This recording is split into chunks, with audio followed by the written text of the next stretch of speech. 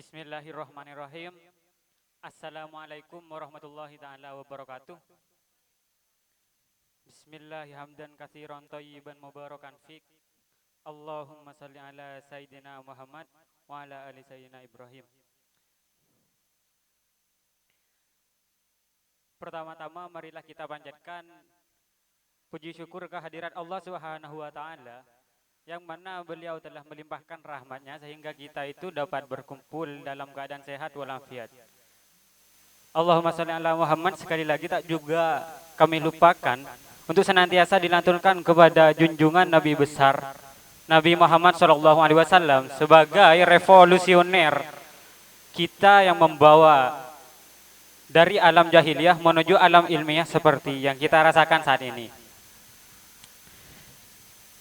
Berterima kasih kepada komunitas simposium Ruang Berpikir Progresif yang telah menyediakan waktunya bagi saya untuk berdiskusi mengenai pemikiran Stephen Hawking, The Theory of Cosmology, From Big Bang to Black Hole. Dimulai dari biografi singkat. Nama lengkap Stephen Hawking yakni Stephen William Hawking.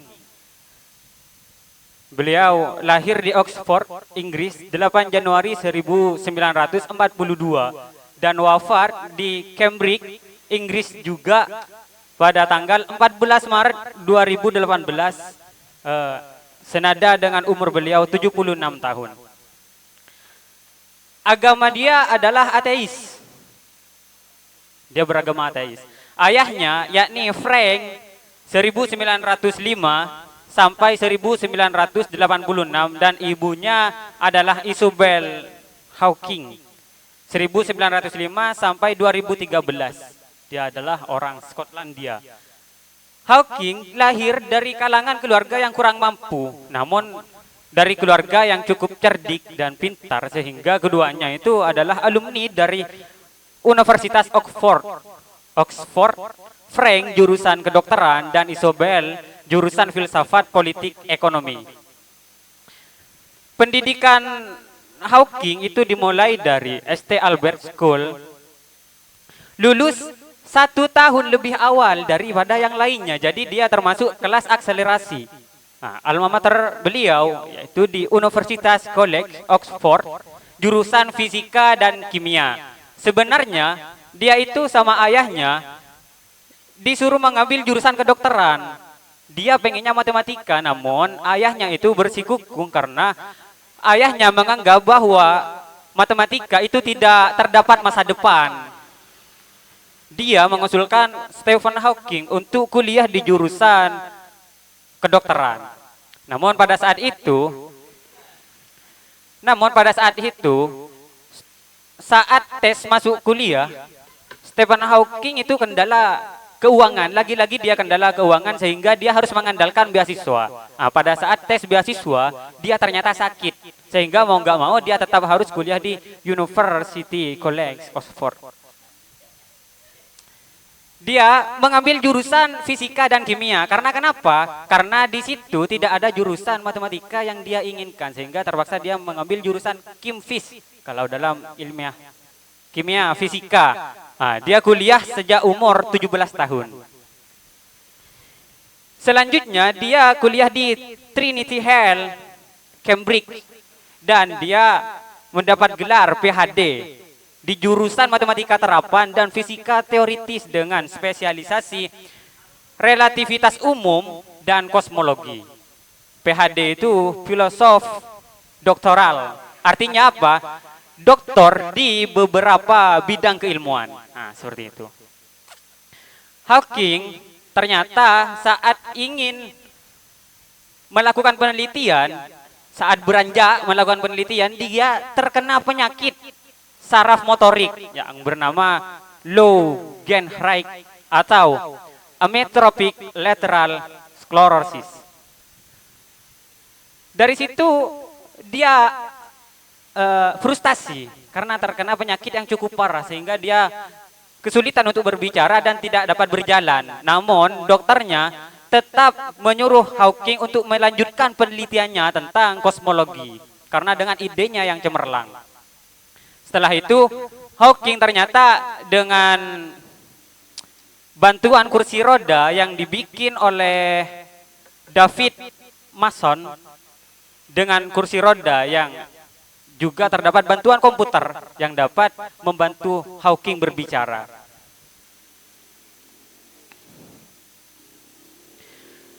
Anehnya, dia divonis bahwa 2 tahun lagi dia akan meninggal. Anomali terjadi ketika selama 2 tahun tersebut Hawking ternyata masih baik-baik saja, sehingga dia tetap bersikukuh, saya akan terus melakukan penelitian tentang fisika terapan yang fokus pada teori kuantum dari fisika. Kita masuk ke teori kosmologinya Stephen Hawking. Kosmologi itu secara gramatikal atau secara bahasa itu diambil dari 2 bahasa, yaitu kosmos dan logos. Kosmos artinya susunan atau ketersusunan yang baik. Logos artinya ilmu atau asas yang rasional. Secara leksikal, kosmologi adalah cabang ilmu astronomi yang menyelidiki asal-usul, struktur, dan hubungan ruang waktu dari alam semesta. Jadi kalau dianalogikan ke ilmu filsafat, kosmologi adalah penjelasan alam semesta secara epistemologis. Kalau astronomis adalah ilmu tentang matahari, bulan, bintang, dan planet-planet lain, yaitu tentang ontologis. Pada awalnya, Hawking itu menganut Newtonian. Bagaimana hukum Newtonian? Dia menganut Tuhan hanya menciptakan hukum sains. Habis itu dia tidak intervensi lagi terhadap alam semesta. Kalau di dunia yang lebih umum dikenal dengan istilah deisme, paham bahwa Tuhan menciptakan segalanya, setelah itu dia tidak bercampur tangan setelah menciptakan alam semesta berserta hukum-hukumnya yang ada di dalamnya, sehingga dia itu menganut semuanya gak ada takdir seperti itu, tapi nasib. Nasib itu sibernetik oleh umpan balik probabilistik. Itu semuanya alam semesta itu berjalan sesuai hukum fisika, sesuai hukum alam. Teori yang sangat menggelegar dari Stephen Hawking adalah teori gravitasi kuantum atau yang disebut dengan istilah kuantum gravitas. Seperti itu. Kosmologi Hawking secara sederhana pada pokoknya hendak menjawab persoalan tentang struktur dan arah perkembangan realitas kosmik dengan menggabungkan 2 pendekatan. Jadi kuantum gravitas itu menggabungkan 2 pendekatan. Yang pertama, pendekatan makrokosmos, teori gravitasi yang diwakili oleh teori relativitas umum atau disingkat dengan TUR yang dipelopori oleh Albert Einstein. Yang kedua, pendekatan mikroskopis, teori mekanika kuantum yang diwakili oleh asas ketidakpastian Heisenberg. Jadi yang perlu kita ketahui, bagaimana Hawking menggabungkan kedua tersebut, padahal kedua teori itu sudah terbukti dengan data-data dan observatoral.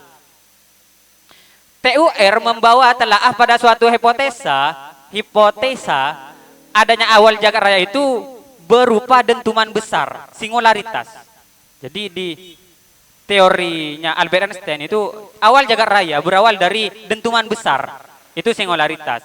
Sedangkan menurut TMK, teori mekanika kuantum membawa telaah pada suatu hipotesa adanya awal jagat raya itu berupa peluruhan jagat raya atau kerkahan besar. Jadi dentuman besar itu ledakan yang disertai dengan bunyi yang sangat menggelegar. Kalau keluruhan besar itu ledakan juga, tapi secara peluruhan, tidak menggunakan bunyi-bunyian yang menggelegar.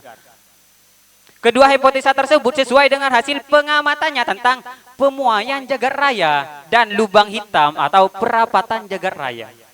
Berbicara bagaimana cara Hawking menggabungkan kedua teori tersebut, yang pertama, dia berspekulasi bahwa atas dasar teorema yang dikemukakan oleh Roger Penrose, ahli matematika Inggris, bahwa setiap benda langit yang runtuh karena gravitasi pada akhirnya harus membentuk singularitas.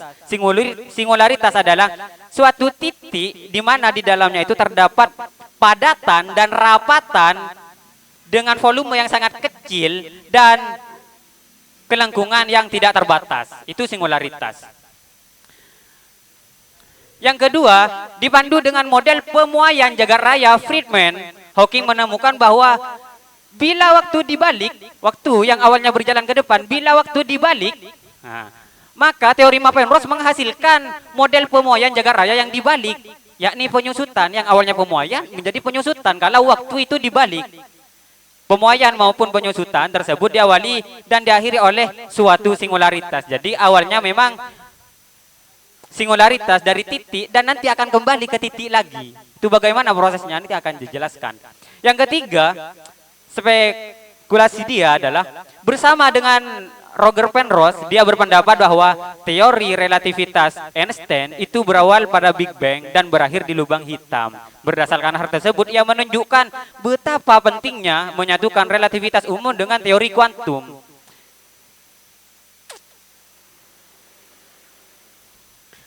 Dengan penyatuan antara teori relativitas umum dengan teori kuantum itu ada teori yang dikembangkan dalam rangka memberi penjelasan tentang penggabungan dari keduanya membentuk teori yang namanya gravitasi kuantum.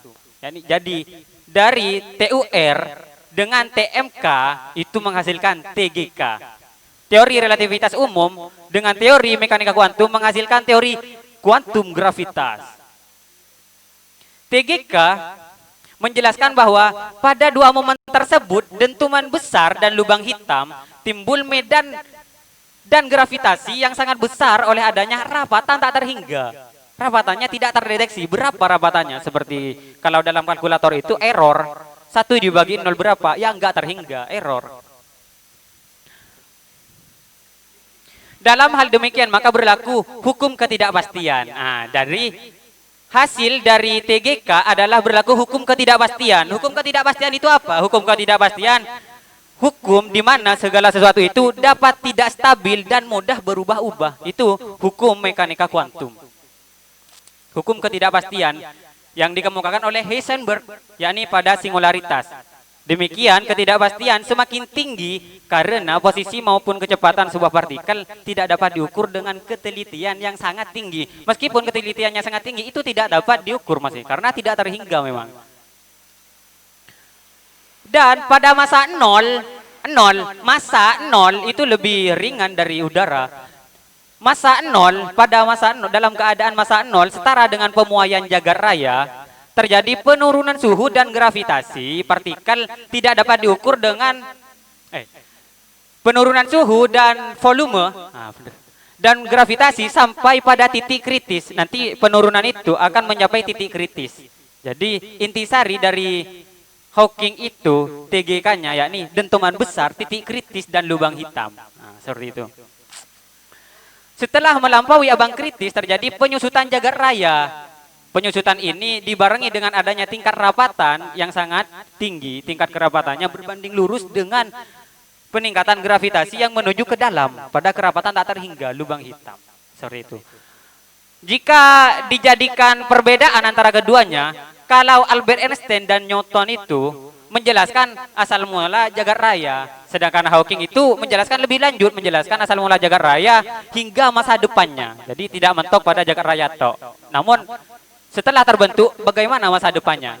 Akan bagaimana nanti terakhir dari adanya alam semesta itu yang diteliti oleh Hawking. Kedua, TUR, Albert Einstein dan Newton cukup untuk menjelaskan materi dalam skala kosmik seperti bintang dan galaksi yang tampak secara penglihatan mata itu, yang tampak. Kalau dalam teorinya Hawking menyatakan bahwa ini tidak cukup untuk menjelaskan hal-hal yang tidak terlihat seperti atom, partikel, dan lainnya.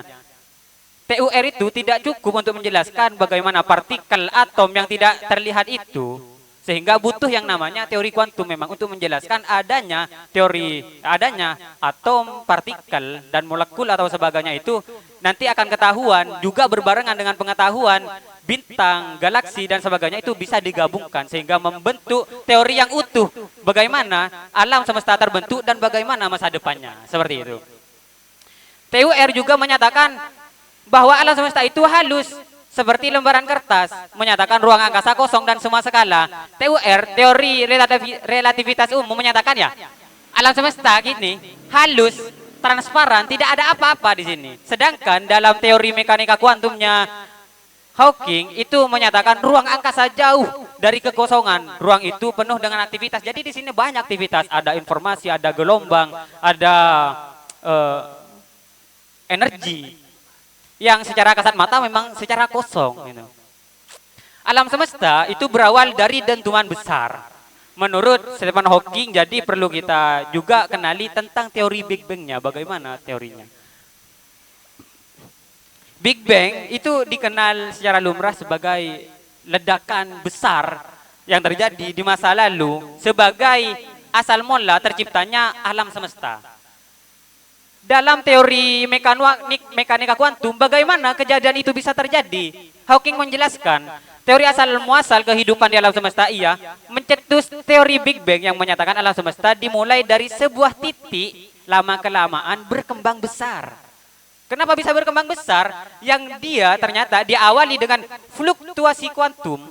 Fluktuasi kuantum yang akhirnya menimbulkan inflasi yang menyebabkan galaksi tersebar di alam semesta yang di dalamnya terdapat benih-benih dari bintang, planet, dan kehidupan. Jadi dimulai dari fluktuasi kuantum, dia meledak, menimbulkan inflasi yang hasilnya kita tempati sekarang. Ada galaksi, ada bintang, ada alam semesta, dan lainnya.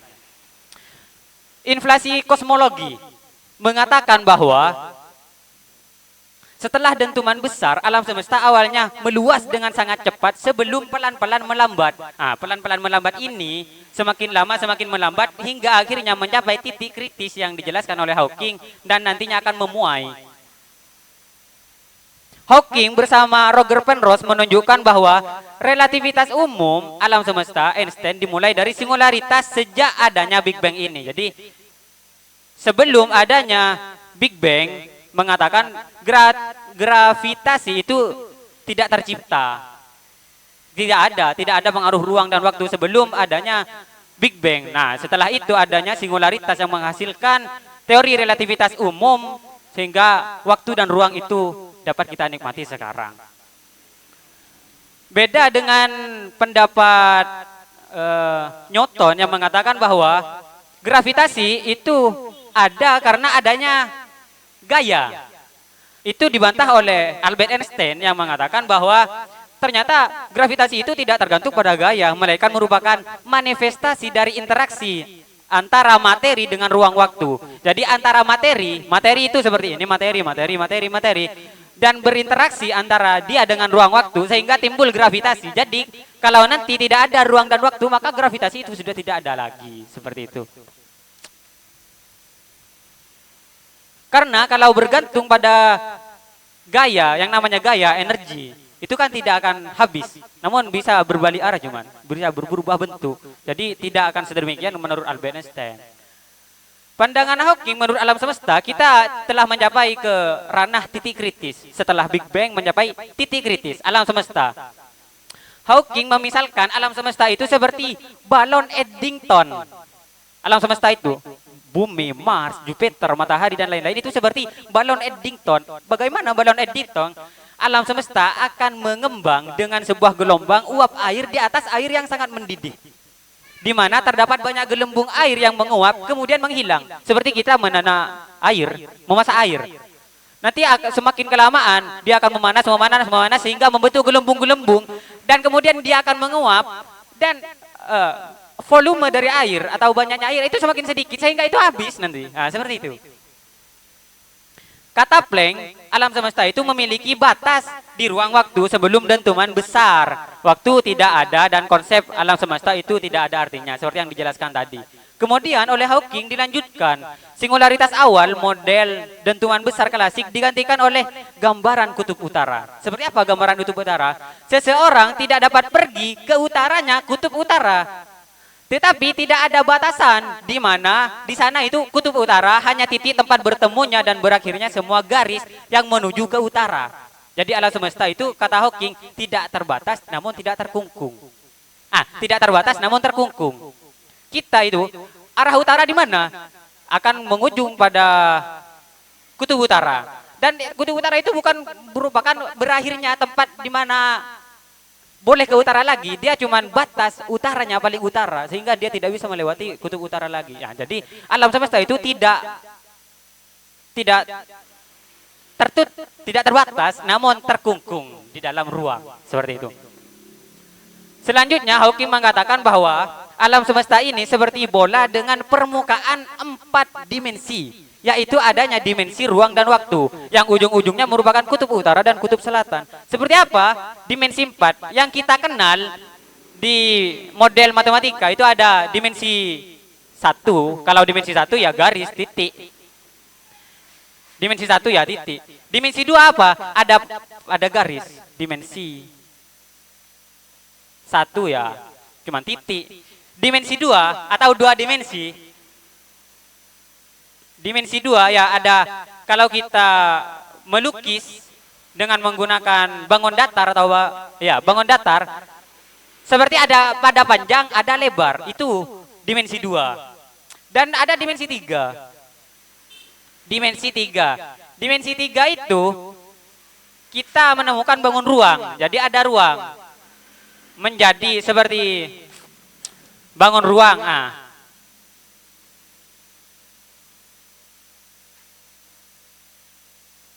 Seperti ini.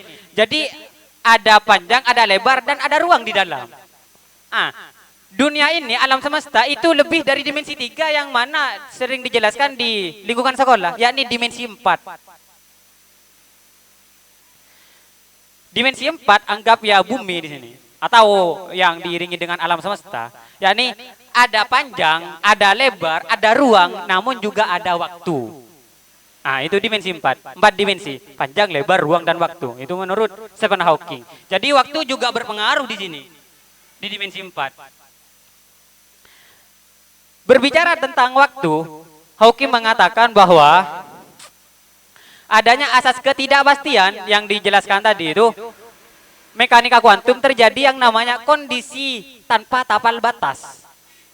Jadi yang dikatakan bumi itu, semesta itu tidak terbatas tapi terkungkung, namanya tanpa tapal batas. Ada batas tapi terkungkung. Tidak ada batas tapi terkungkung, ada tapal batas. Disitulah timbul yang namanya anak panah. Anak panah dari Stephen Hawking itu ada 3. Yang pertama anak panah termodinamika yang terjadi di semesta, alam semesta. Yang kedua anak panah psikologi. Yang ketiga anak panah waktu kosmologi. Seperti apa penjelasannya? Anak panah termodinamika itu di alam semesta arah waktu sepanjang kekacauan atau entropi itu bertambah. Jadi semakin bertambahnya waktu itu tetap berlaku anak panah termodinamika, di mana semakin lama akan semakin kekacauan balauannya meningkat. Itu entropi, lawan dari entalpi kalau dari pendekatan kimia. Entropi itu ketidakteraturan. Sehingga di pamflet itu kita perlu pindah dari bumi kan, seperti itu. Itu senada memang.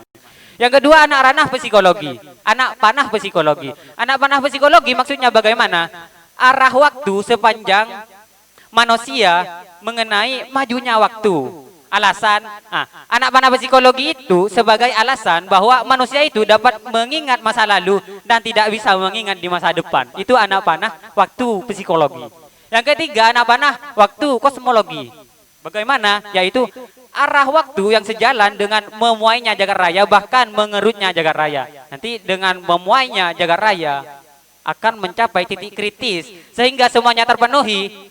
Kekacau balauan termodinamika itu mencapai puncak, dan anak panah psikologi mencapai puncak, dan kosmologi tentang pemuaian jagat raya itu mencapai puncak, mencapai titik kritis di mana dia akan menghilang. Seperti apa menghilangnya? Akan dijelaskan menggunakan teori black hole-nya nanti. Hawking mengatakan bahwa jika benar alam semesta ini tanpa batas, dan anak panah waktu mencapai titik maksimum, maka alam semesta berhenti meluas dan mencapai titik kritis. Kemudian runtuh, waktu akan berjalan terbalik. Sehingga dari satu titik menjadi beberapa serpihan alam semesta, nanti pada pencapaian titik maksimum dari semesta itu akan diambil lagi menjadi satu titik dan itu akan menghilang. Itu kiamat. Nah, jadi selanjutnya teori black hole. Black hole itu pada dasarnya berkaitan dengan proses terbentuknya bintang. Awal mulanya bintang terbentuk dengan kondisi di mana tingkat radiasi dan gravitasi seimbang. Saat bintang kehabisan bahan bakar, maka melakukan fusi. Fusi adalah penggabungan dari dua atom menjadi satu molekul yang itu akan menciptakan atom yang lebih besar. Seperti itu, fusi. Dan fusi itu tingkat radiasinya keluar semakin meleleh dibandingkan dengan gaya gravitasi ke dalam. Dari reaksi fusi itu black hole akan memancarkan radiasi sehingga dinamakan radiasi Hawking. Nanti akan dijelaskan selanjutnya. Black hole itu digambarkan seperti black hole itu dari lubang. Jika saya analogikan seperti ini, dan ini ke dalam, ini yang dinamakan singularitas. Sedangkan di Big Bang awalnya itu singularitas dan dia meledak menjadi serpihan-serpihan, dan dia akan disedot oleh black hole dan nanti akan dibawa ke singularitas lagi, seperti itu. Akhir dari alam semesta. Ini namanya wormhole. Wormhole atau lubang cacing. Di mana di sini menciptakan ya semua yang masuk ke sini akan keluar lagi menjadi serpihan-serpihan. Nah, seperti itu. Dan ini ada yang namanya loophole atau event horizon, di mana peristiwa di sekitar lubang hitam. Ini namanya apalah? Event horizon. Gravitasi cukup sampai di sini, nanti akan keluar. Nah, seperti itu.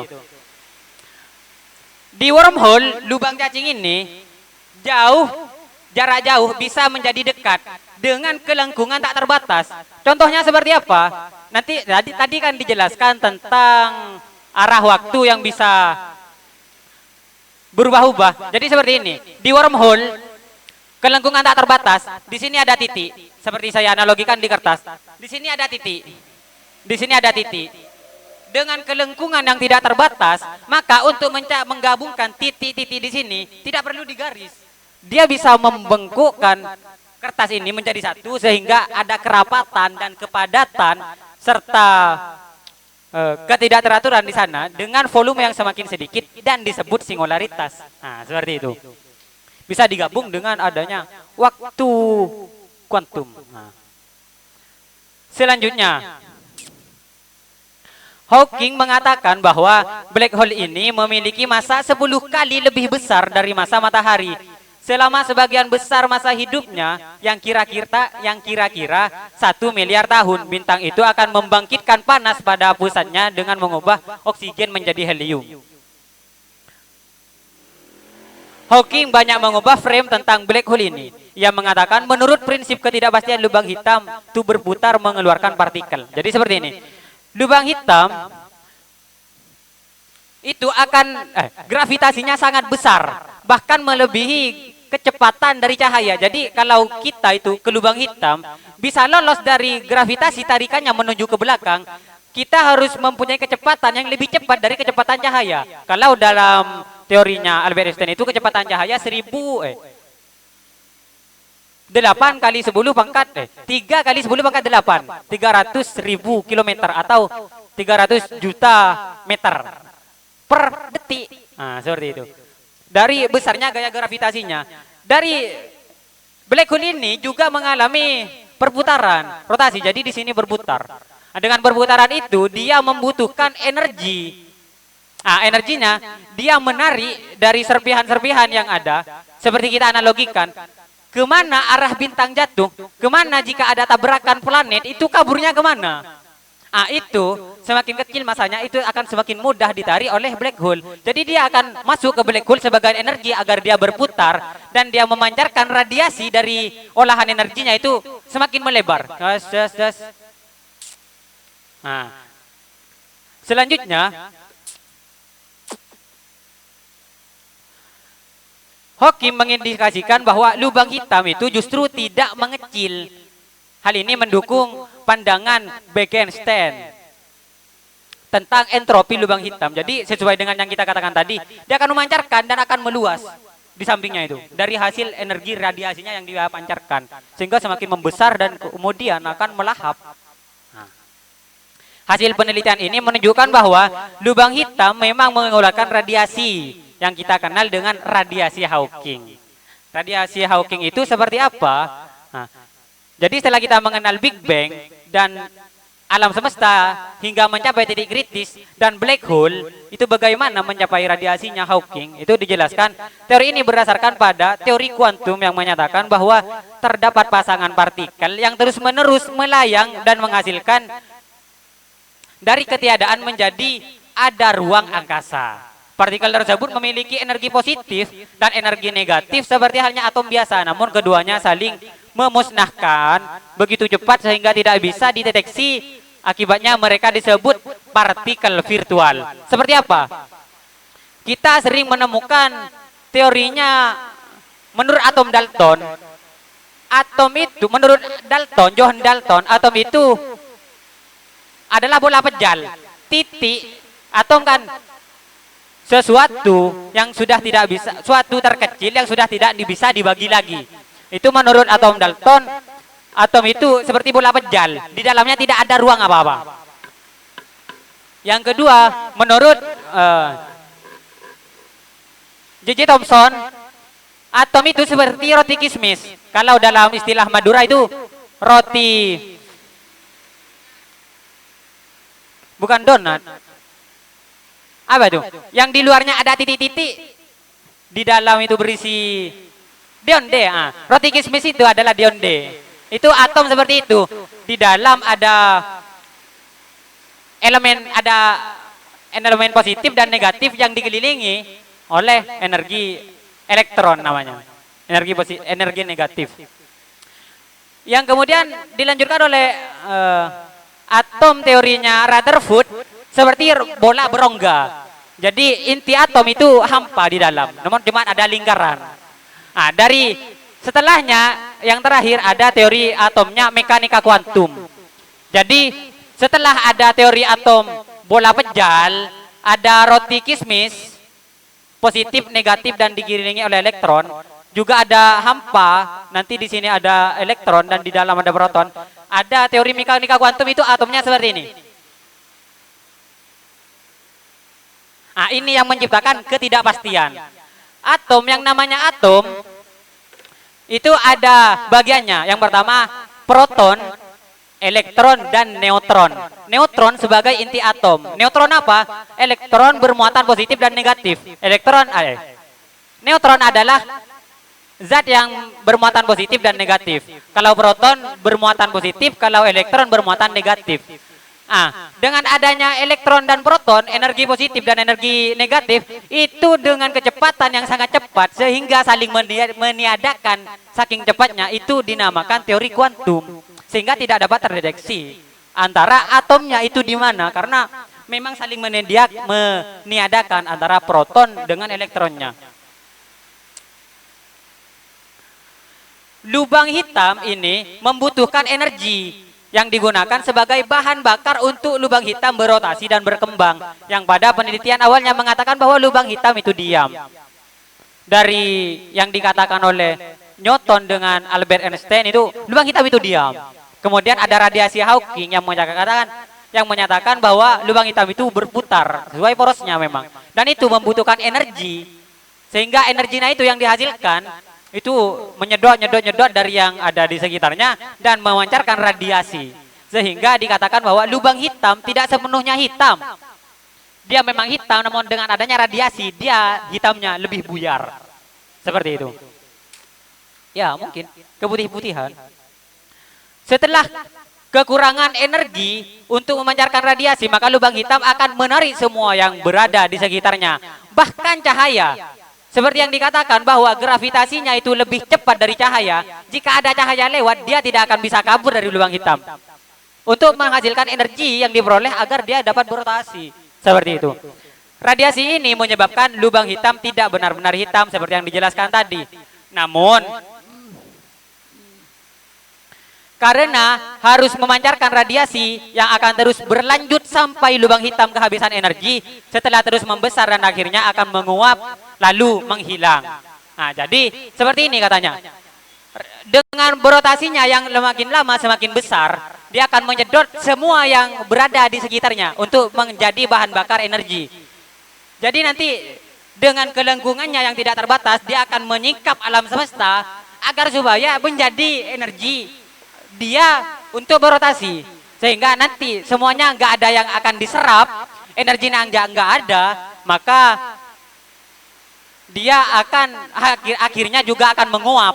Karena nggak ada energi lagi, dia akan menguap seperti yang dijelaskan balon Eddington tadi, dan kemudian menghilang. Disitulah akhir dari alam semesta. Akhirnya berubah kemana setelah menguap? Nah, setelah menguap, teori hilangnya itu seperti ini.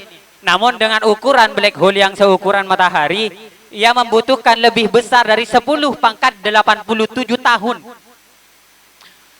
untuk menguap dan meledak sehingga menjadi sinar gamma.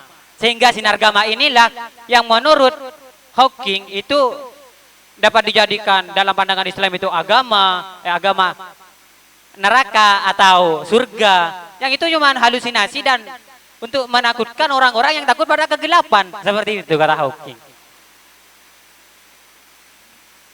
Jadi setelah jelas from Big Bang to Black Hole adalah awal dari adanya alam semesta, dan bagaimana alam semesta itu nanti akan hancur dan bagaimana dia kehancuran itu menghilang dari alam semesta seperti ini, dari singularitas menjadi singularitas kembali sehingga meledak menjadi sinar gamma.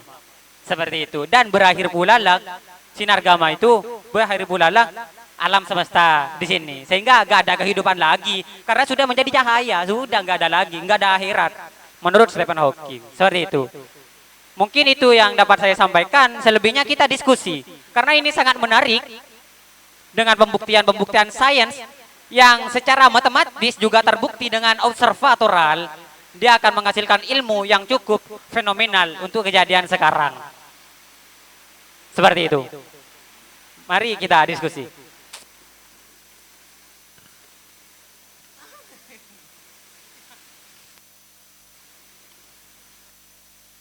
Cik, cik.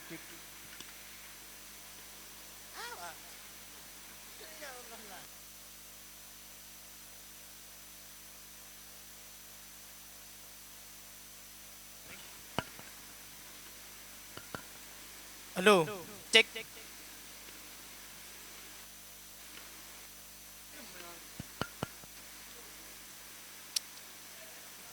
Ini bagian yang sangat menguras otak bagi saya. Cek. Bagian yang sangat menguras otak karena istilah-istilahnya itu saya kurang familiar gitu. Jadi untuk memahaminya itu terlalu jeliwat bagi saya. Tapi cukup menarik ketika Hawking mematahkan berbagai teori pendahulunya tentang black hole dan lain sebagainya. Itu kan konsep awalnya itu kan Hawking menemukan sesuatu yang berbeda gitu loh. Makanya ia sangat berpengaruh gitu loh. Namun saya juga kurang paham. Gitu. Saya juga kurang pahamnya. Cobalah, saya ada beberapa film yang pernah saya tonton karena saya suka nonton film itu.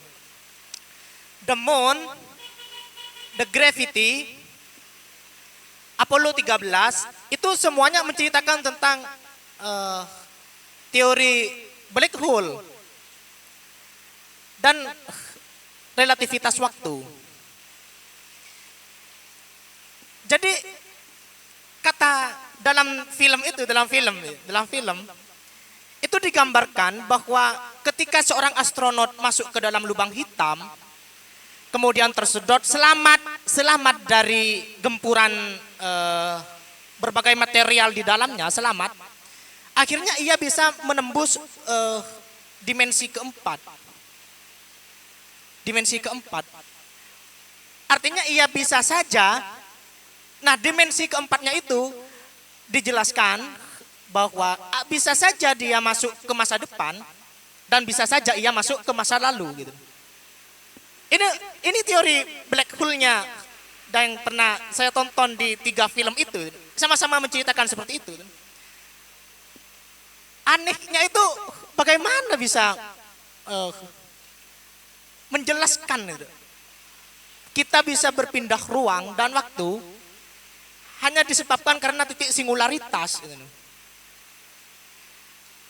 Itu kan permasalahannya, kita tertarik tersedot ke titik singularitas sehingga kita bisa hidup di masa depan, bisa hidup di masa lalu gitu loh.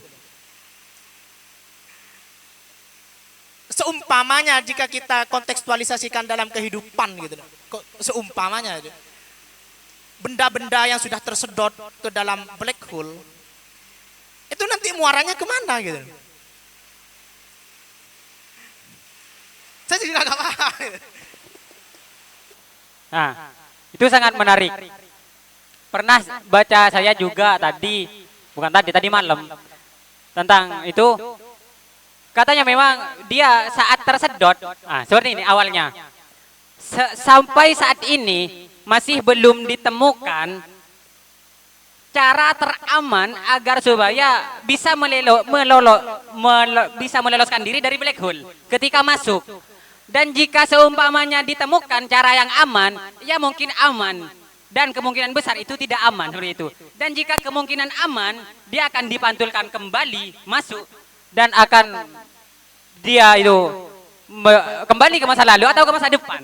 Kan seperti itu. Karena kenapa? Karena di titik singularitas itu sudah tidak ada yang namanya ruang dan waktu, sudah tidak berlaku. Sehingga antara mengatakan masa depan atau masa lalu itu sama-sama bukan sama-sama enggak ada. Itu sama-sama satu arti. Masa depan dan masa lalu sama-sama satu arti. Itu ada di dalam teorinya Greg Braden, The Dyson Matrix.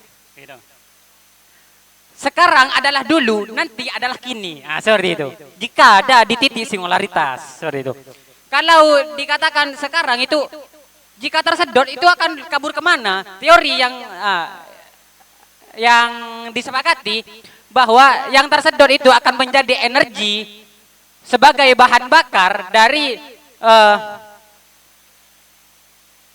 black hole, sebagai bahan bakar dari black hole untuk berotasi sehingga dia akan tersedot menjadi energi dan akan keluar lagi menjadi sinar radiasi. Seperti itu. Jadi dikenal memang sebagai radiasi Hawking.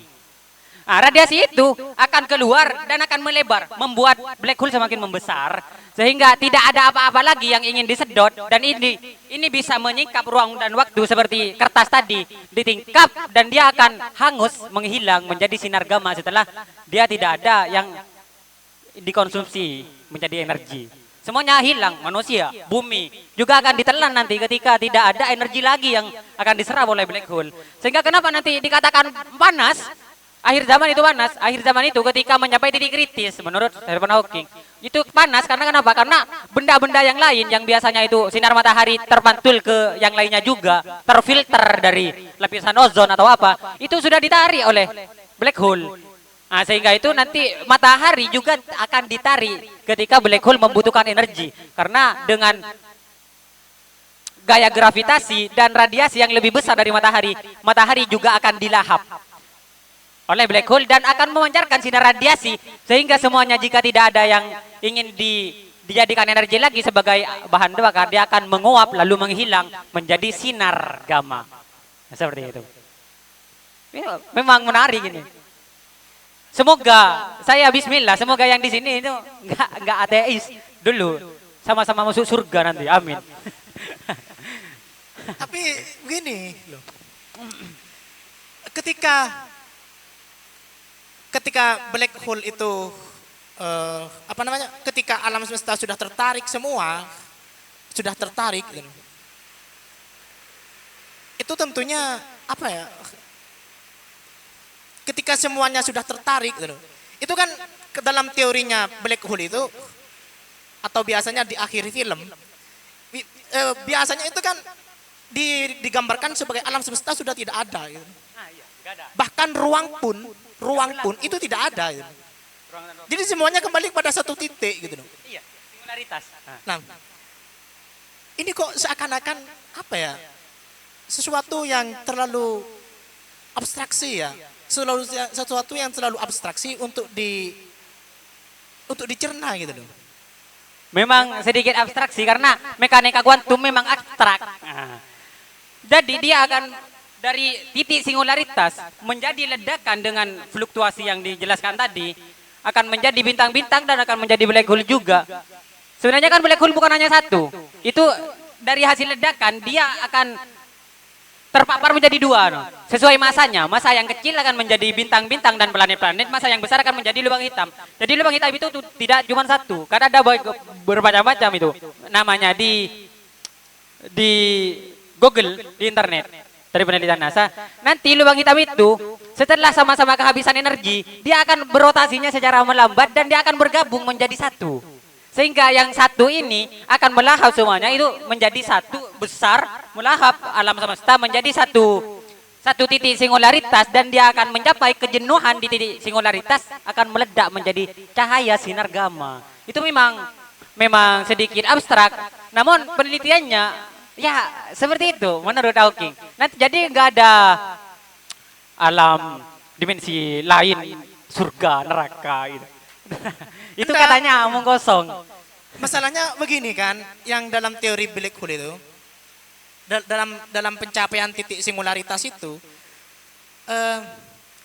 ketika seorang sudah tersedot di sana, ia akan menjadi sebuah ruh ya, sinar ya. Namun ia masih memiliki massa.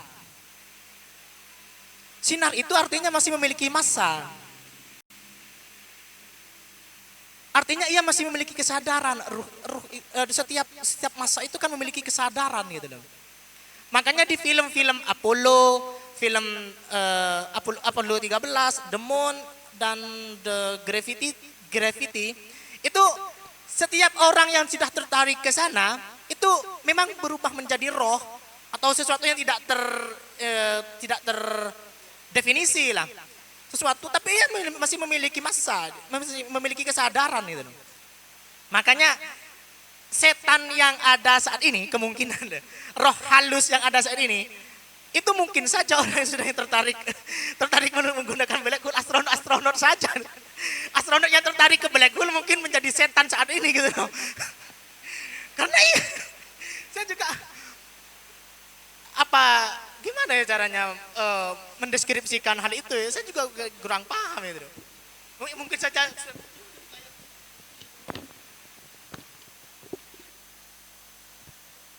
menjadi ruh, iya, menjadi cahaya, radiasi. Ini saya mau bertanya.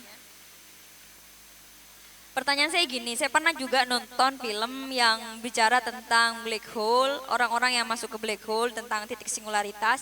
Yang saya tonton itu Interstellar. Ya, nah yang saya bingungkan di situ, ini mungkin karena ketidaktahuan saya ya. Di situ ada waktu di mana dia ada seorang astronot masuk ke lubang hitam, dan tadi katanya ada memiliki kesadaran, tapi dia kembali ke masa lalu begitu. Nah, yang saya bingungkan di situ, ketika ia kembali ke masa lalu, maka ada dua, ada ia yang masih berada di ruang itu, dan dia yang ada di masa lalu begitu. Nah, bagaimana sedangkan sekarang adalah hasil dari masa lalu begitu. Nah, bagaimana itu menjadi sebuah absurditas gitu kalau menurut saya. Jadi bagaimana bisa mengubah masa lalu sedangkan kita sadar bahwa itu semua sudah terlewati. Nah itu, dan yang kedua yang saya tanyakan adalah tadi ada bahwa ada dua titik yang kita bisa saling bertemu tanpa membentuk garis karena ada titik singularitas juga kan. Tetapi yang saya tanyakan, kita berada di bumi dan kita adalah salah satu-satunya yang kita sadari bahwa kita makhluk hidup begitu yang ada di satu planet namanya bumi. Apakah ada kejadian bahwa dari black hole tadi atau dari titik singularitas tadi kita terlempar ke tempat yang lain begitu? Kenapa kita ini kan bicara kosmologi kan, alam semesta. Kenapa kita hanya menskopkan itu hanya pada bumi aja? Padahal bisa jadi kalau memang kita bicara kelangkungan, bisa saja saya terlempar ke planet lain lah, saya terlempar ke galaksi lain lah atau gimana. Seperti itu. Jadi seakan-akan kita hanya membicarakan tentang kita tanpa ada kemungkinan bahwa kita bisa saja kita sekecil ini sedangkan yang kita bicarakan adalah semesta begitu. Itu yang saya tanyakan. Terima kasih. Saya langsung jawab ya. Saya langsung gabungkan kedua pertanyaan itu menjadi satu jawaban. Yang pertama adalah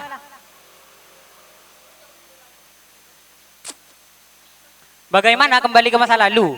Dan yang kedua, pernahkah kita terlempar itu kan? Nah, jadi kemungkinan itu. Jadi dalam filmnya itu, dalam analisisnya siapa dah lupa saya. Itu seperti ini. Itu merupakan sifat-sifat dari black hole. Sifat-sifat dari black hole dia akan jika memantulkan akan kembali ke masa lalu atau kembali ke masa depan. Ya kan? Yang kedua, dengan kelengkungannya dia bisa menjadi terlempar dengan kelengkungan yang sangat besar menjadi satu titik. Sehingga waktu itu sangat cepat memang. Kan seperti itu. Jadi kalau dijelaskan secara kimia, dalam pendekatan matematika, di sini panjang lebar sehingga untuk mencapai di sini harus melewati di sini dan di sini. Seperti itu kan. Kalau di dimensi 3 agar mencapai di sini enggak harus lewat 1, 2, tapi bisa langsung karena mempunyai ruang sehingga waktunya lebih kecil. Dan dimensi yang lebih besar, waktu yang ditempuh itu akan semakin sempit sehingga di dimensi yang tak terhingga katanya, di singularitas dia tidak ada waktu sudah karena dengan pembengkokan yang sangat tidak terbatas kelengkungannya itu bisa menjadikan dua titik menjadi satu. Itu. Nah, jadi itu memang tidak tahu titiknya di mana.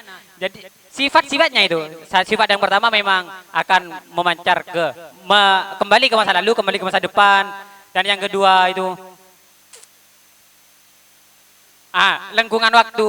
Itu di film cuman jika akan terjadi memang sedemikian, maka filmnya itu benar. Nah, seperti itu, Pak. Jadi itu bukan keadaan film yang sudah terjadi. Tapi dengan sifatnya itu dianalogikan seperti itu. Filmnya itu ya seperti itu jika analoginya itu benar.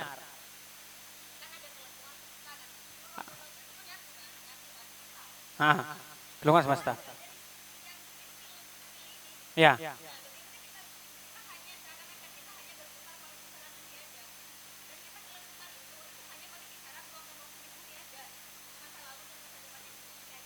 Tak edik.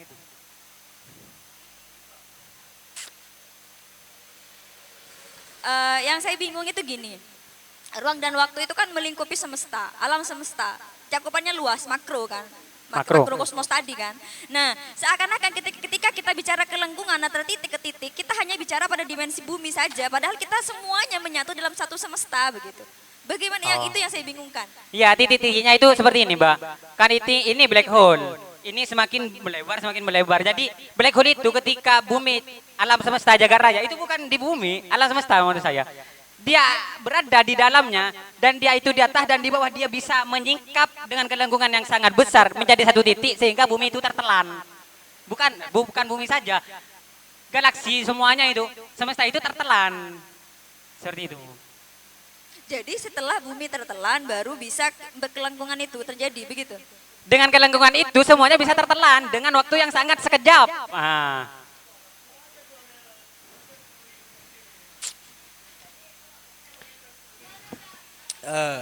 Cik. Saya nggak menerima kalau tanpa mic.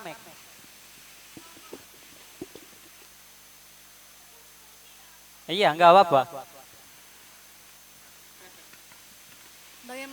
Bagaimana Anda menjelaskan perbedaan ruang dan waktu, perbedaan waktu saat berada di ruang hampa tersebut? Dengan kan bisa Pikir dulu baru bertanya, bukan bertanya lalu berpikir. Iya. Kebalik. Iya, saya nggak menerima kalau tanpa mikrofon. Kan kata Anda tadi ada perbedaan waktu di sana. Itu cara menjelaskan secara matematisnya itu bagaimana? Oh, secara matematis. Jika saya jelaskan dengan teori sistematis, itu ada hukum termodinamika mekanika black hole. Rumusnya Mas. Enggak, saya enggak terlalu sabar untuk memahami, untuk membuat yang di sini paham. Jadi waktu saya itu akan terkuras hanya itu, karena ada hukum termodinamika 1, termodinamika 2, termodinamika 3, termodinamika 4. Itu saya enggak terlalu sabar untuk menjelaskan di sini. Jadi waktu saya itu hanya terbuang. Jadi masalah waktu tadi memang ada di termodinamika. Di termodinamika, jika menjelaskan termodinamika di lubang hitam itu ada termodinamika di fisika secara makro dan secara mikro. Nanti sebelum ke mikro harus dijelaskan makronya. Sampai sore tamare. Sampai sore nggak selesai. Jadi menurut saya itu, dan itu meskipun selesai nggak ada gunanya buat kalian. Kan seperti itu. Jadi saya asumsi bahwa waktu saya nanti akan terbuang. Lebih baik kita diskusi yang lebih aktual atau faktual atau yang lebih konkret dan berguna buat kita seperti itu. Dalam kalangan yang memang kita bukan ranah sains. Karena cek, saya sebenarnya bingung dari tadi karena memang saya bukan background science ya. Tapi saya coba belajar memahami dari. Bagi saya punya Stephen Hawking ini adalah mitos. Kenapa? Saya juga bingung. Tadi ketika black hole itu menelan semua galaksi dan semua, nah black hole itu nanti diam di mana? Itu ketika ruang dan Ruang dan waktu. Ruang dan waktu itu sudah musnah. Nah nanti berarti kalau kata saya harus ditambah lagi, sebenarnya itu ada dimensi 5 yang lebih dari itu, karena kalau masih dijelaskan black hole pada dimensi 3 dan 4 itu sama saja, kalau kata saya Stephen Hawking ini terlalu memaksakan kehendaknya untuk membuat pemikiran saya ini hancur. Dia seakan-akan semuanya kan ditelan sama black hole. Saya bingung juga, black hole ini nanti diamnya di mana kayak gitu. Akan berubah jadi, kalau memang berubah kemudian berwujud sinar gamma ya. Sinar gamanya itu nanti apa? Ini untuk berbicara realitas ya, faktual. Sinar gamanya ini nanti berupa apa? Apa dia berwujud atau kalau ketika berwujud berarti beruang atau memiliki ruang? Itu gimana ini untuk memahami, mengantarkan pola pikir saya memaknai lebih dalam. Black hole itu nanti setelah menelan dia diam di mana kayak gitu. Di tempat apa dia? Apa dia berwujud seperti bumi atau planet atau galaksi? Dan sinar itu seperti apa gitu kan?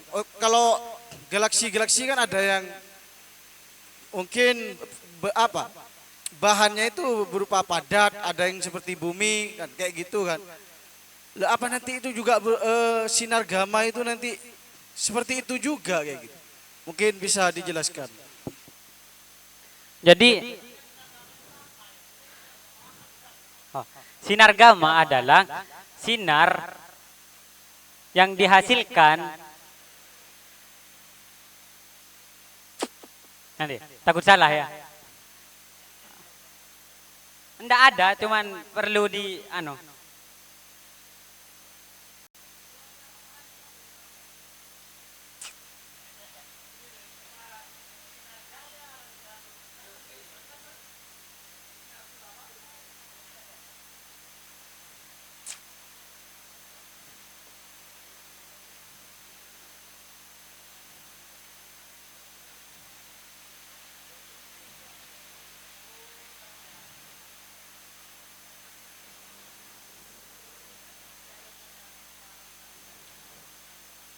Iya, bentuk radiasi. Jadi gini, Stephen Hawking bukan mengukuhkan dirinya untuk selalu benar, tapi adanya dimensi ini bukan secara teoritis menjelaskan teorinya sebagai analogi percepatan waktu.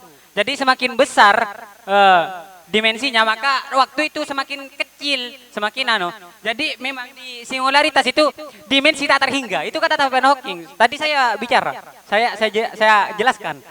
Di singularitas itu dimensi tak terhingga sehingga waktu pun tidak terpengaruh sudah di sana. Nggak ada waktu, nggak ada ruang, nggak ada apa-apa. Jadi dia akan muncul kemana? Ini sesuai dengan simposium berpikir progresif ya.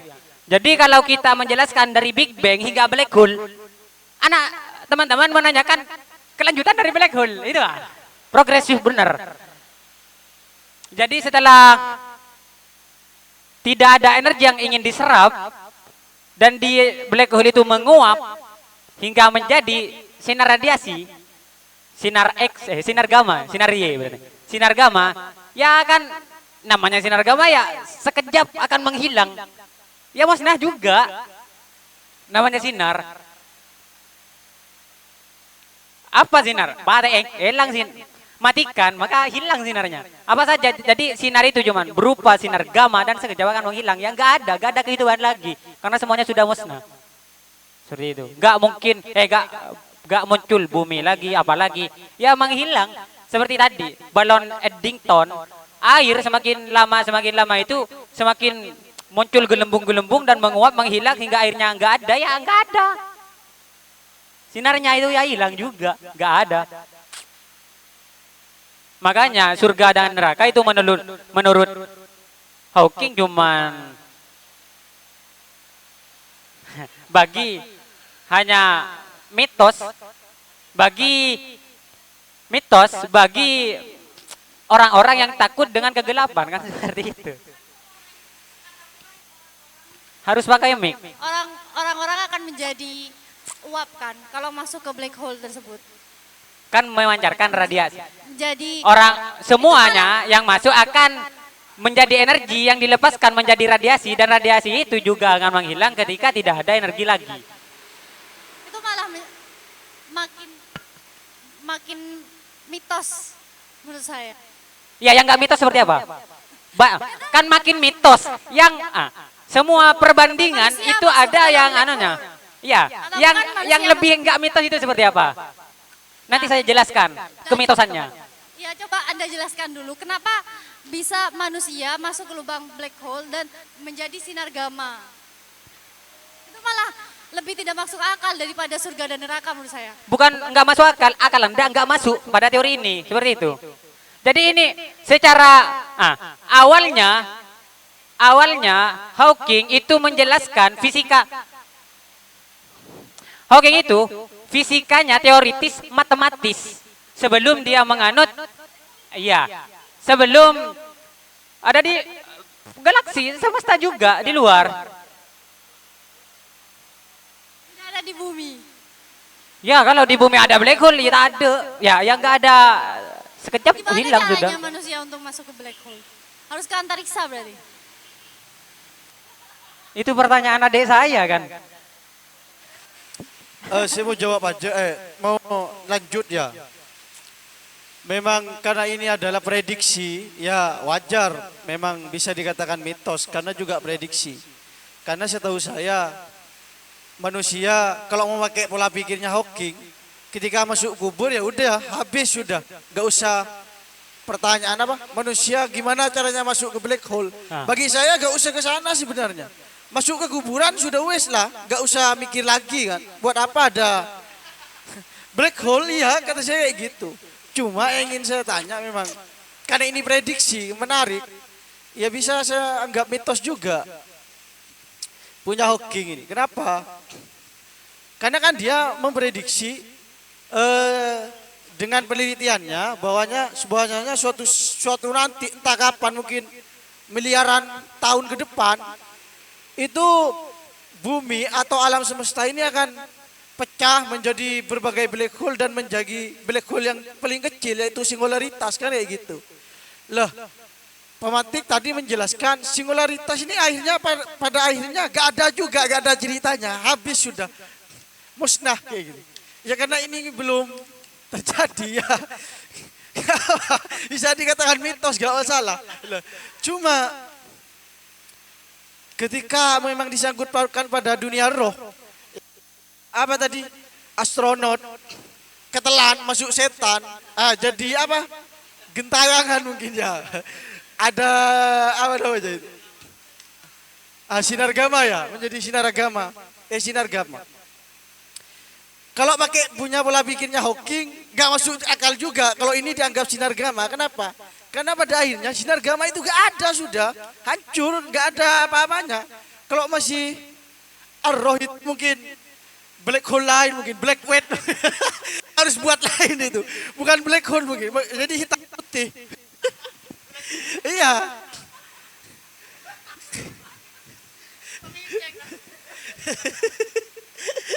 Kan iya kan, kalau masih apa mungkin apa ya, tapi kok ada juga film yang membuat suatu film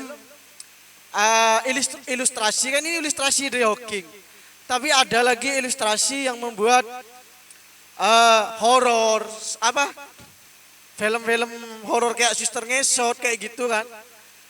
Berarti ini sudah sudah gak bisa diprediksi menggunakan logikanya Hawking ketika dunia roh itu, karena gak bisa, iya kan? Kalau dia jadi sinar gama gak bisa, karena dia masih beruang, berwujud, miliki ruang dan waktu. Kalau mau dunia roh, iya. Oke, gak bisa kalau kata saya, Pak. Gak masuk akal juga kalau roh yang gentayangan itu disebut dengan apa namanya, sinar gama. Lah di sini kan Hawking menjelaskan secara saintis, Mas. Seharusnya Firman saintis bagaimana? Oh, secara fisika itu gimana gitu loh. Coba. Loh, tadi kan udah dijelaskan dari Big Enggak, maksudnya Bang rumusnya. menjadi dimensi 1. Ya kayak gitu rumus. Secara angka-angka mungkin. Loh, Kan ada kenapa perbedaan ruang dan saintis waktu harus dan juga diangkakan? Dan Gak juga ada gunanya juga. ada jamnya gitu kan. Lah ini kan berbicara pemikiran. Kalau cuman Nggak mungkin. rumus harus diangkakan. Kenapa? Kadang rumus pakai huruf N kayak gini, N kan ya kan? Ya, E-nya sama dengan 8 ini. Kan nggak mungkin mempercayai sesuatu seperti surga. Dia kan tidak mempercayai surga dan neraka karena tidak ada bukti autentik gitu kan. Ya gini.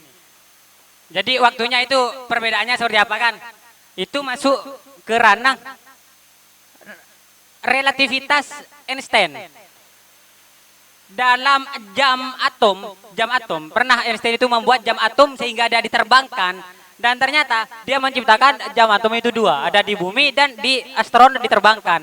Dan ternyata di sana saat kembali ke bumi waktunya lebih lambat daripada di bumi. Karena kenapa? Yang namanya waktu itu berpengaruh pada massa. Mbak Risti, yang namanya waktu itu berpengaruh pada massa. Semakin berat masanya, maka anggap akan jatuh ke sini. Semakin berat masanya, maka waktunya akan semakin cepat. Nah, jadi dengan massa yang enggak terhingga memang, ya enggak ada waktunya sudah. Jadi relativitasnya itu seperti itu. Kalau di guyonan perbucinan itu, ketika saya bersama cewek saya 2 jam itu serasa 5 menit. Ketika saya ngaji 5 menit serasa 2 jam, itu relativitas. Jadi perbedaan waktu. Nah, kalau di fisika itu pernah penelitian dari Einstein itu jam atom yang ternyata ketika diterbangkan oleh astronot dan kembali lagi ke bumi, perbedaan waktunya itu ada perbedaan. Di luar itu semakin lambat perputaran waktunya. Jadi kalau saya kayak gini ya, dirumuskan, mohon maaf ya, mungkin saya lebih milih pola logika kayak gini, jalan tengah.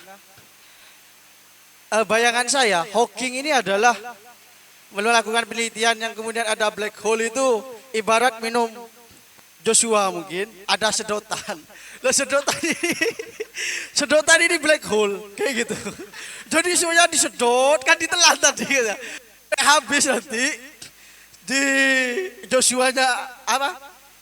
Joshua-nya itu sampai habis. Lah pantesan Black hole itu Hawking itu tidak mempercayai adanya surga dan neraka karena memang penelitiannya berhenti pada ruangan yang ada di Joshua tersebut.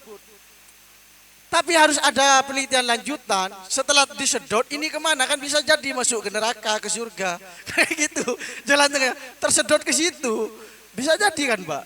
Setelah semuanya oleh black hole itu disedot jadi singularitas lah, benda-benda yang tersedot itu gak mungkin musnah seketika kayak gitu karena setelah wujud pasti wujud kan. Iya, kalau dalam teori filsafat kan mesti kayak gitu. Bisa jadi mungkin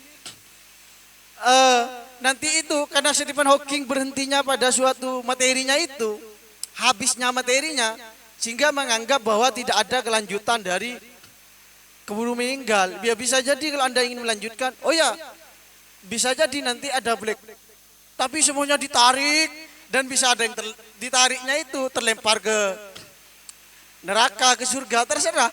Mungkin yang di surga jadi sinar gamma, yang ke neraka jadi batu apa, mungkin kayak gitu mungkin. Coba. Jadi molekul. Kan yang terhisap ke black hole itu jadi molekul dulu, menjadi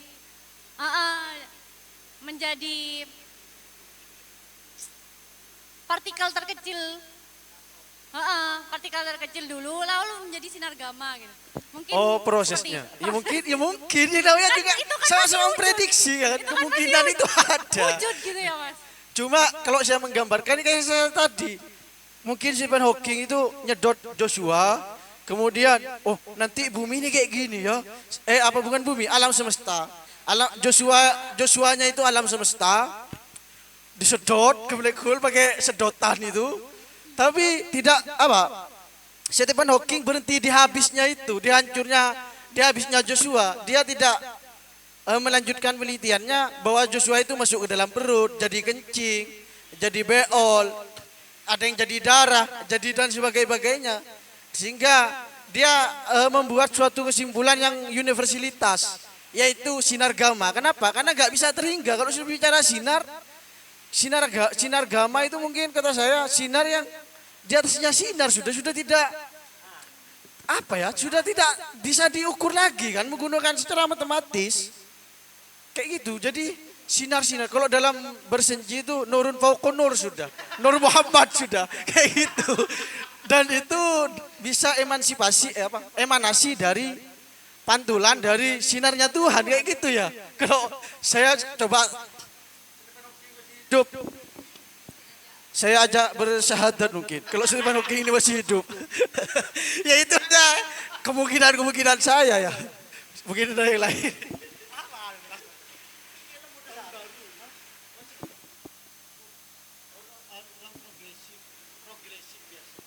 Ya benar, karena Stephen Hawking itu menganut positivisme naturalisme.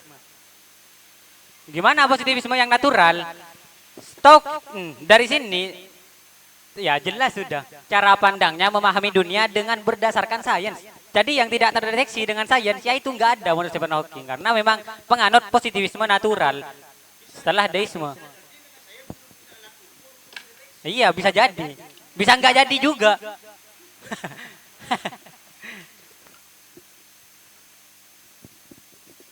Makanya itu saya pernah baca dalam buku Islamisasi Sains. Salah satu yang mengkritisi Islamisasi Sains itu kenapa? Karena sampai hari ini sains itu ada yang mengatakan sebuah tempat berbeda atau ranah berpikir berbeda dan alat ukurnya itu berbeda-beda juga. Kan sains belum, kalau contoh ya mau menggunakan sains dalam kebenaran neraka, gak bisa diukur bagaimana suhu panasnya neraka hari ini.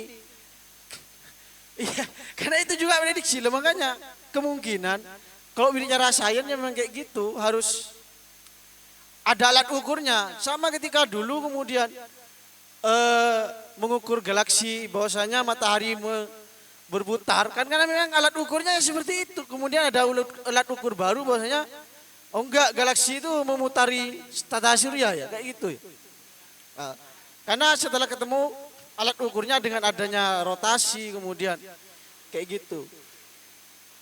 memang ya kayak gitu punya Stephen Hawking ini.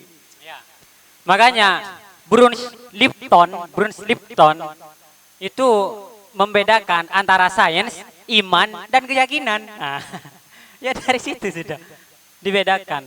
Jadi ada skop-skopnya. Tapi kayak gini Mbak Risti ya, kalau mau dikaitkan dengan agama, saya pakai pendekatan sufi saja. Bahwasanya manusia ini tercipta memang dari cahaya, awalnya dari cahaya, kemudian dari cahaya-cahaya itu ya cahaya Muhammad kan kayak gitu, Nur Muhammad. Cuma kemudian menjadi berbagai Big Bang yang menjadi berbagai unsur-unsur bahan, ada tanah, ada air, ada sebagainya. Tapi kembalinya nanti pada cahaya juga kan kayak gitu. Sehingga kalau katanya Siti Jenar itu gak ada Siti Jenar, yang ada itu Allah kan kayak gitu. Sehingga bersatu. Karena mungkin Siti Jenar itu sudah terlalu larut dalam black hole-nya, tapi black hole mini masih. Miniatur black hole berarti. Black hole mikro, jadi tertelan kan iya kan ini kan tertarik kan tadi, tertelan. Siti Jenar itu ditarik oleh black hole mini sehingga singularitasnya itu menjadi Siti Jenar itu gak ada. Yang ada itu adalah Tuhan. Allah nuruskan kayak gitu. Verbalnya Tuhan itu kan cahaya, verbalnya dalam verbal bakunya kan kayak gitu. Tapi tidak bisa digambarkan kan kayak gitu seperti apa. Sehingga mungkin kayak gitu ya.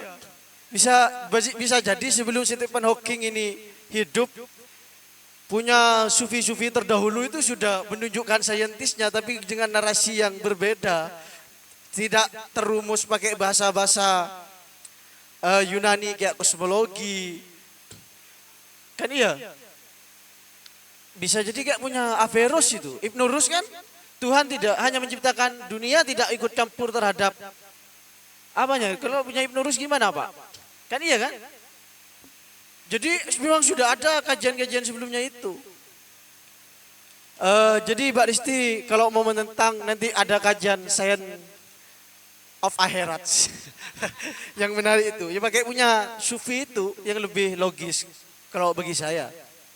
Pak Winda kan yang mau tanya tadi.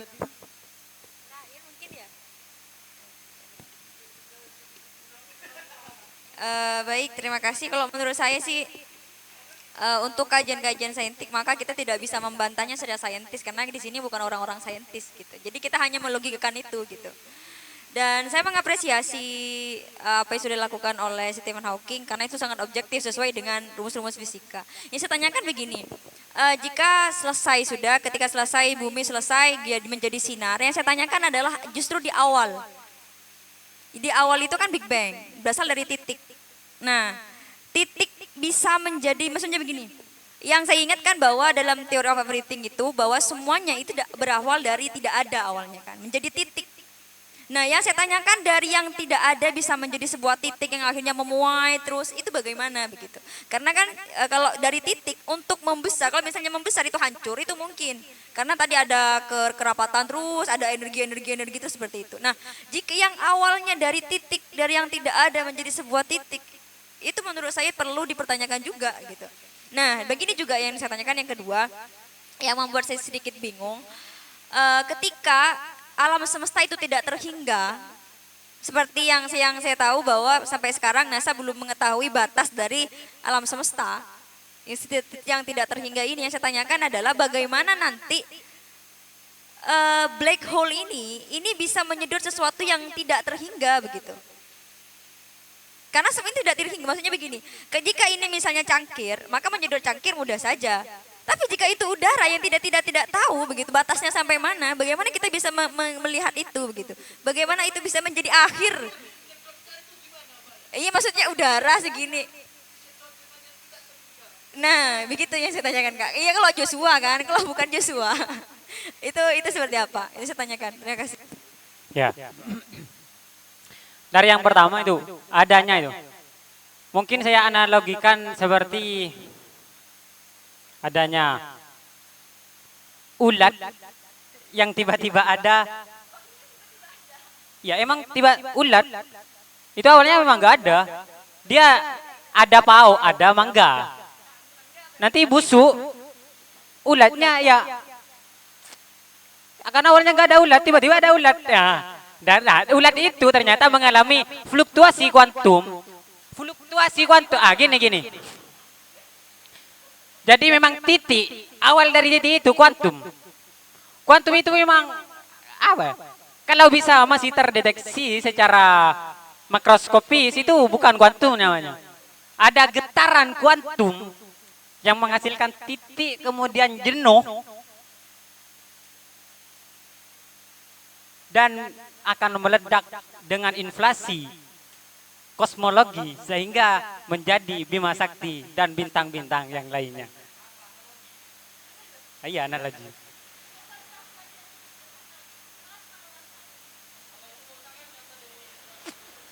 Kalau tadi kan contoh dari Saya nggak menerima jika tidak pakai mic. prosesnya tidak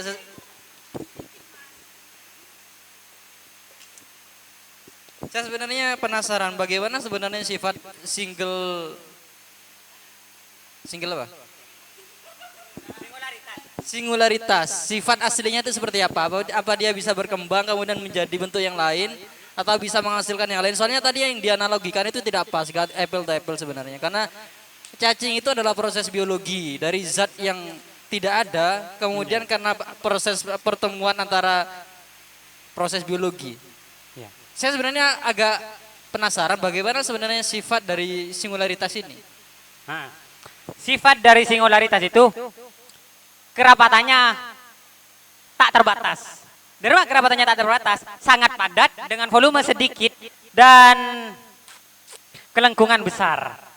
Nah, di sini katanya menurut Stephen Hawking dari ujung ujung black hole kita berjalan dengan waktu yang tidak terhingga akan tidak capai pula waktu tersebut untuk menebus dari black hole ini. Asal usul penciptaan dari kuantum. Ya mana kuantum ya? Gak ada emang. Titiknya saja gak ada. Sifat dari kuantum itu tidak bisa gini. Kan gini. Atom itu kan bagian terkecil yang sudah tidak bisa dibagi lagi. Itu secara mikroskopi sudah. Dari penelitian menggunakan mikroskop yang paling jeli kan.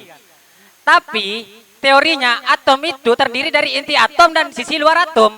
Berarti kan masih ada bagiannya. Inti atom itu adalah neutron. Neutron adalah suatu zat yang bermuatan positif dan bermuatan negatif. Yaitu neutron adalah keseimbangan antara proton dan elektron. Nah, kemarin saya ada lomba yuk. Ternyata elektron bukan ada satu. Elektron di inti atom itu masih bermacam-macam. Ada elektron yang seperti ini, elektron seperti ini. Jadi memang dari atom itu masih ada terkecil dan elektron itu masih terkecil dan ujung dari elektron itu memang kuantum. Nggak ada. Nah, yang saya tanyakan begini, jika semua titik itu bisa tidak fluktuatif tadi, berarti bahkan banyak ledakan-ledakan dong. Maksudnya gini, dari satu titik gitu ya, itu bisa fluktuatif, tadi fluktuatif, bisa meledak. Nah, sedikit kita lihat bahwa di semesta banyak semuanya dari titik-titik itu banyak begitu. Kenapa kita hanya terjadi satu gitu? Dan asalnya dari mana? Kalau kuantum itu sifat, maka sebelumnya ada materi. Tapi di Stephen Hawking tidak ada materi yang membentuk satu titik itu. Nah, yang saya tanyakan itu loh. Dari mana materi itu berasal ketika tidak ada sesuatu materi yang kalau kuantum itu kan yang sudah terjadi ada materi baru ada fisika ada kuantum itu kan yang saya tanyakan itu. Nah awalnya ini dari mana begitu? Dan kenapa hanya satu titik itu? Jadi ketika tidak ada maka nanti akan ada lagi Big Bang yang lain kayak gitu. Jadi dari Big Bang kan dimulai dari fluktuasi kuantum. Kan seperti itu. Sebelum adanya Big Bang tadi dijelaskan sebelum adanya Big Bang, maka ruang dan waktu itu tidak berlaku. Ya yang nggak ada apa-apa. Yang ada itu gimana ya? Saya menjelaskan kuantum kepada kuanta. Gimana? Ya memang nggak ada. Terjadi gesekan. Titiknya satu yang meledak karena satu yang jenuh. Sehingga ya gimana ya gitu. Jadi dimulainya waktu itu setelah ledakan. Iya katanya. Jadi waktu dan ruang itu berlaku ketika singularitas pertama terjadi, ledakan Big Bang, itu dalam teorinya Albert Einstein. Dan itu diamini oleh Stephen Hawking sebagai pelanjutannya. Jadi seperti itu. Benda itu titik singularitas itu berada di mana pada waktu itu? Iya Kalau tidak menempati ruang. ya, karena gini. Hawking juga pernah disuguhkan dengan perdebatannya seperti itu. Jadi, ini juga saya tidak menemukan awalnya. Jika juga ada Tuhan, apa yang dikerjakan Tuhan sebelum adanya titik yang menciptakan, yang menjadi black hole tersebut? Jangan-jangan Tuhan masih menciptakan neraka bagi orang yang bertanya sedemikian. Itu. Takutnya memang itu juga pernah diperdebatkan, namun jawaban Hawking bukan secara teoritis, tapi secara saya juga kebingungan ketika ada Tuhan, apa yang ketika Tuhan lakukan sebelum semuanya ini ada, sebelum ada titik singularitas yang menjadi Big Bang. Jangan-jangan yang dikerjakan Tuhan adalah menciptakan neraka bagi yang bakal bertanya seperti ini, seperti itu. Nah, maksudnya itu seolah-olah dengan teori-teori semacam ini seolah-olah kita dipaksa atau digiring untuk mengakui tentang ketidakpastian gitu loh. Ya, asas ketidakpastian lah karena. Emang Di satu sisi ada ketidakpastian dan di sisi lain ke ateisme. Artinya kita meyakini hal ini sesuatu yang benar, ini juga merupakan sesuatu yang salah. Meyakini sesuatu ilmiah itu benar, itu juga bagian yang salah. Gitu. Karena tidak ada sesuatu yang memiliki kepastian kebenaran. Gitu. Walaupun itu hal yang bersifat ilmiah, karena hal itu terus berjalan. Gitu. Terus akan mengalami perkembangan. Gitu. Ya benar-benar. Jadi seperti ini. Saya jadikan dua narasi. Narasi yang pertama seperti ini. Jadi memang itu di teorinya, kritiknya, memang nggak ada teori yang pasti dari semuanya. Namun itu yang menghampiri suatu kebenaran, yang secara matematis dan teoritis saintis itu tidak akan melenceng sangat jauh dari teori tersebut. Sepertinya kita contoh adanya yang saya baca, seperti contoh gambaran apa masa lalu itu, gambaran yang kayak jerapah tapi tinggi yang pakai gini, apa itu namanya? Dinosaurus.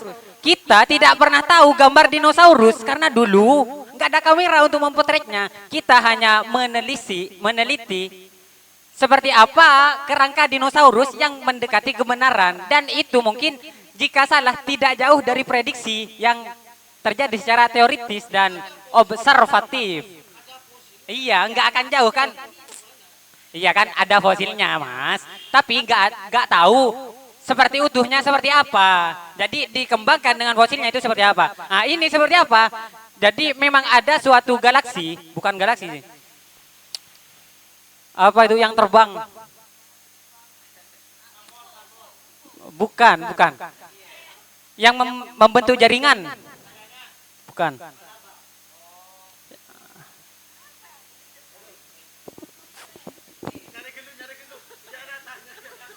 Enggak. Ada, bukan hewan, alat yang digunakan satelit.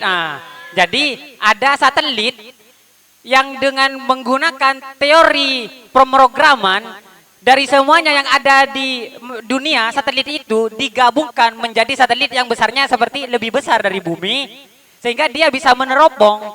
Seperti apa adanya black hole memang ketangkap, ada di internet. Ada di penelitian itu. Hasilnya gambarnya seperti apa. Jadi memang dikalkulasikan seperti ini. Jadi memang nggak ada yang nyata masih. Cuman kalkulasi yang mungkin jika terdapat kesalahan tidak jauh dari kalkulasi awal. Seperti itu. Memang ada Iya, kalau ada di dalam bumi repot. Nggak Mas, menerima. karena sudah ada satelit dan kemudian melihat black hole di luar bumi. Kan tadi ada banyak-banyak bumi, banyak-banyak black hole katanya, sebelum menjadi nanti singularitas pada akhirnya. Berarti setiap planet kayak gitu punya black hole tersendiri ya? Enggak. Bukan semua planet. Iya, black hole itu ada semesta. Gimana Planet itu ada di tata surya, galaksi Bima Sakti. Ya, black hole itu ada di sebuah. Seharusnya satelit itu ketika ingin memprediksi bahwasanya black hole seperti itu, jangan buat hanya seukuran bumi, harus perlu apa? Ada dimensi yang tidak terbatas biar kelihatan semua. Nanti biar kemudian bisa menghasilkan bahwasanya nanti ada black hole tersendiri yang sangat kerapatannya sangat tapi saya memahami kerapatan karena saya tetap pakai penelitiannya Hawking minum Joshua. Itu ketika tersedot ya tetap rapat pasti, gak ada celah karena memang di singularitas itu mungkin apa daya telannya itu kuat kan untuk bus kan kayak gitu sehingga tidak terhingga bisa diukur. Cuma memang menarik ketika bertanya singularitas itu ada di mana kan ya tadi ya. Kalau hanya dengan satelit kemudian dilihat bahwasanya ada di luar bumi ada black hole, ya. Yang saya tanya apa setiap planet itu ada black hole-nya? Kan black hole kan banyak sebelum menjadi singularitas nanti menjadi black hole yang satu. Apa seperti itu? Loh. Tapi kemudian kenapa tiba-tiba menghasilkan kesimpulan ada singularitas satu? Karena yang black hole ini pun gak selesai untuk dikaji kan kayak gitu secara kosmologi. Dan pastinya black hole ini terciptanya seperti apa? Pasti ada sebab bicara sains. Itu pasti ada apa gumpalan apa gumpalan awan kayak gitu. Apa sih? Apa asap? Apa gimana saya juga gak paham. Apa tiba-tiba ada kayak gitu kan? Apa dari karena bumi saking berputarnya kuat sehingga menghasilkan black hole itu? Kan wajar kan kayak buran itu kan kalau sudah berputar kuat ada suatu benda alam semesta pasti menghasilkan black hole. Gimana sih kak? Iya. Sisi gelapnya sains ini yang unik. Itu adalah pertanyaan yang sangat bagus meskipun dirumuskan secara kacau. Jadi awal terbentuknya black hole sudah tadi dijelaskan. Pada dasarnya black hole itu berkaitan dengan proses terbentuknya bintang. Juga berawal dari Big Bang tadi. Nah, disitulah bintang mengalami keruntuhan dan kemudian terjadi ledakan supernova. Hasil dari ledakan inilah menjadi dua kemungkinan, menjadi bintang neutron dan menjadi black hole. Jadi black hole itu ada setelah terjadinya galaksi juga ada setelah terjadinya Big Bang, seperti itu. Jadi memang nggak perlu menciptakan satelit yang nggak terhingga. Buat apa kalau dengan satelit yang ada sudah bisa melampaui apa yang dia capai, yang ingin dia capai. Jadi memang juga ada seperti gambaran dan ya itu dianalisis sudah seperti itu. Saya mau tanya terkait apa namanya?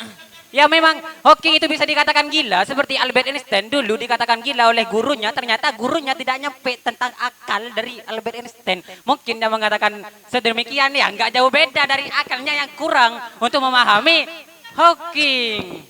Loh, Anda jangan iya, radikal. saya sudah membenarkan teori Hawking. Anda kok radikal memaksakan untuk apa? Memaksakan saya harus membenarkan Hawking. Ya saya sebagai pemateri harus membenarkan Hawking. Saya beragama radikal wajar. Kalau saya beradikal ini apa-apaan ini? Ngawur ini. Iya. Tadi kan ada dua kemungkinan. Karena masih kemungkinan saya saya jelaskan kemungkinannya. Saya jelaskan kemungkinannya. Lesek dulu. Mana? Sudah saya gak usah jelas, saya paham sudah. Oh iya, mantap. Makanya ada dua kemungkinan jadi bintang neuroton apa tadi? Yang bermasa 2 sampai 3 dan dari jadi black hole kayak gitu. Yang ditanyakan tadi itu ketika terjadi katanya tadi? Fluktuasi. Nah, itu singularitas itu sedang di mana kayak gitu. Benar apa bertanya? Singularitas itu berawal dari awalnya memang singularitas. Itu ada di mana singularitas deh? Ya ada di mana-mana. Ya kok tanya kok. Ya. Enggak mungkin ini kalau saya boleh simpulkan barusan mungkin kata Heidegger benar bahwasanya memang the end of philosophy bahwasanya memang berfilsafat pun atau berlogika pun itu bukan jalan keluar untuk memberikan suatu kebenaran. Tapi berfilsafat, dia ingin menunjukkan konsep bagaimana cara berpikir yang benar. Tapi tidak menciptakan kebenaran itu sendiri. Memang dari tadi berpikirnya benar, tapi terkait dengan kebenarannya teman-teman tidak bisa terima, kan seperti itu. Mungkin kata Heidegger seperti itu. Iya. Iya, makanya kan yang diajukan oleh logika dan filsafat itu hanya cara berpikir, tapi bukan tentang kebenarannya. Karena kebenaran orang punya masing-masing berbeda, begitu. Kemudian begini, saya ingin tanya singularitas yang terkait dengan Big Bang.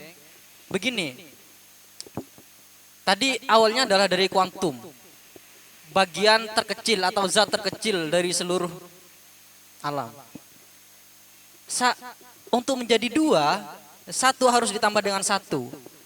Untuk menjadi ulat harus ada proses biologi antara keranuman suatu mangga dengan zat di luar itu. Misalnya dengan zat tanah, dengan zat udara.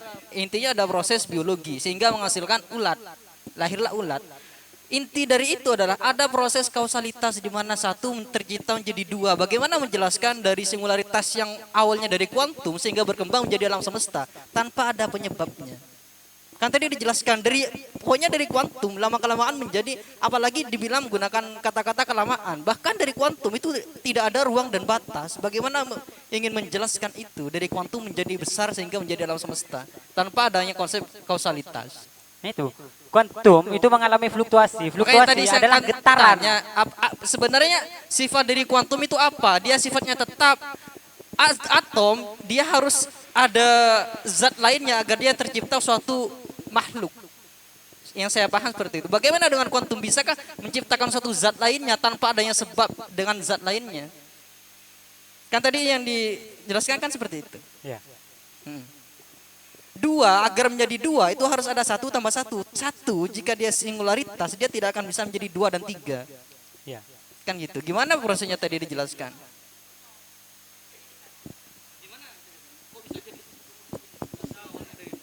Iya. Iya. Jadi jika pertanyaannya seperti itu, seperti pertanyaan dari mana itu satu? Enggak, dari mana itu satu? Angka satu.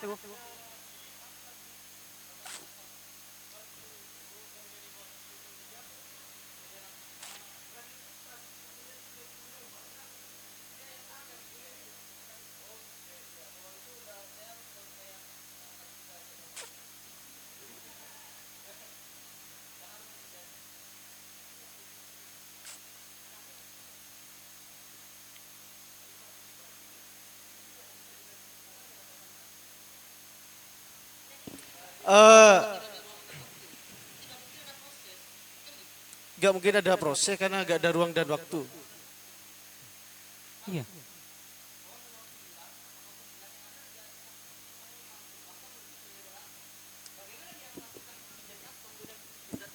Kemudian menjadi lingkungan, kemudian menjadi natural, menjadi alam semesta kan gitu. Bagaimana menjelaskan itu? Ya, tiba-tiba terjadi getaran dari kuantum dan dia mengalami inflasi sehingga meledak.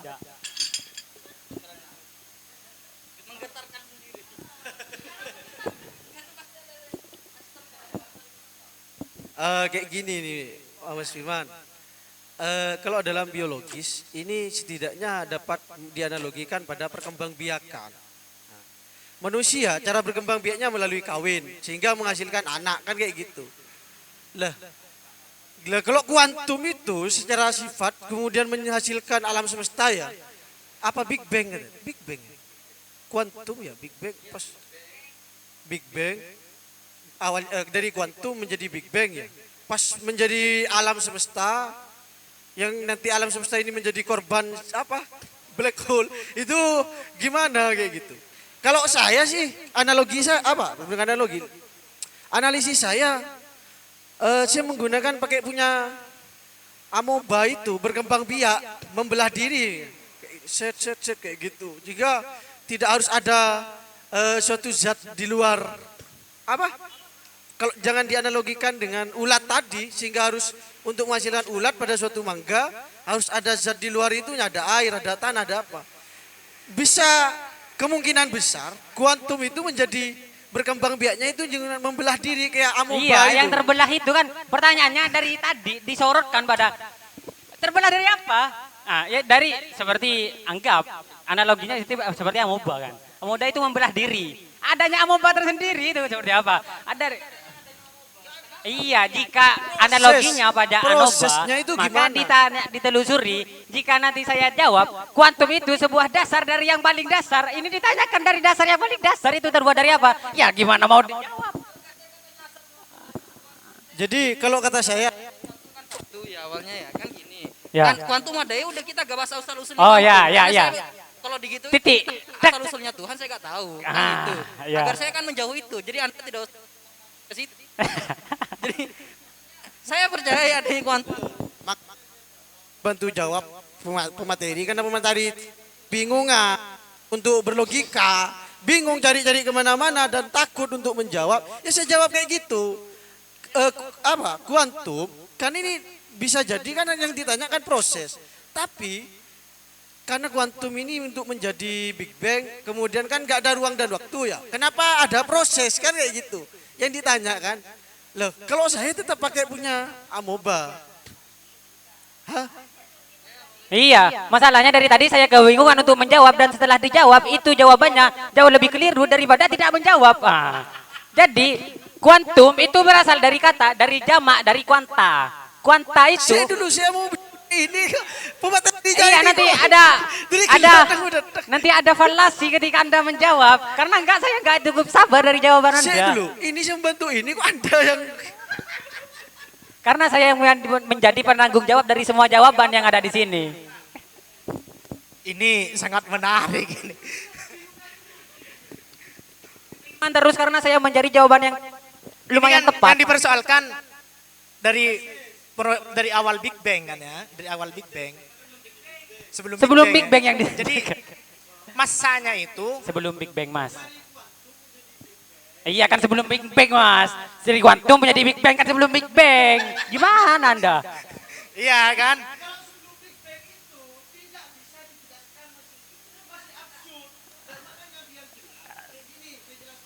Ya itu ada mikrofon.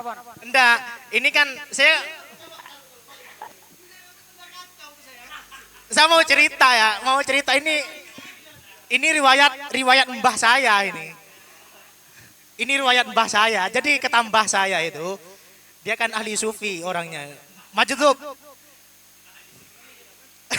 Jadi sekarang ada komponya Zubi di sini. Iya, beliau kan majdub.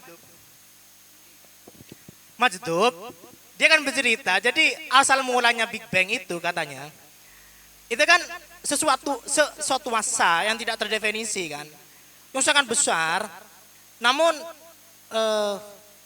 mengalami